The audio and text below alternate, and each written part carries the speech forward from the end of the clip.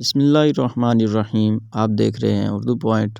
ایک دفعہ مجھے عراق کے کسی گاؤں میں رات ہو گئی۔ میں ایک مسجد میں گیا لیکن چوکیدار نے مجھے وہاں سے نکال دیا۔ میں مسجد سے باہر فرش پر سو گیا۔ چوکیدار نے مجھے پاؤں سے پکڑا اور گھسیٹ کر مسجد سے دور کر دیا۔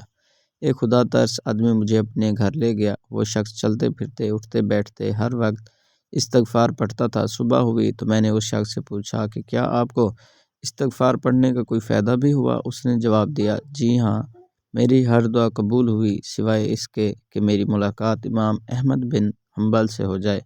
میں نے کہا، میں ہی احمد بن حنبل ہوں، دیکھو مجھے کس طرح گھسیٹ کے تمہارے پاس لایا گیا ہے۔ سبحان اللہ۔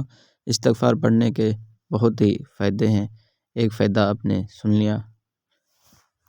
امید ہے آپ کو ہماری ویڈیو پسند آئی ہوگی۔ ملتے ہیں اگلی ویڈیو میں، تب تک کے لیے اجازت دیجیے۔